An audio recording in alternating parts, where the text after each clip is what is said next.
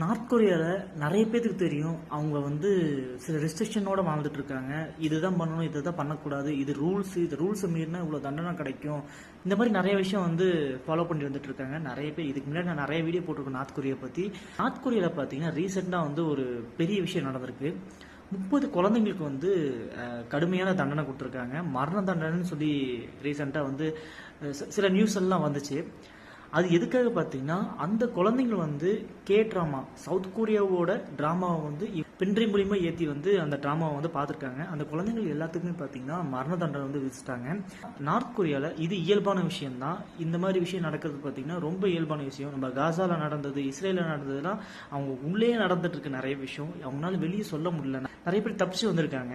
ஒரு ட்ராமா பார்த்ததுக்கு ஒரு குழந்தைங்களை இவ்வளோ தூரம் அவங்களுக்கு பனிஷ்மெண்ட் கொடுக்க பெரிய ஒரு கருணை இல்லாத விஷயம் தான் நான் சொல்லுவேன்.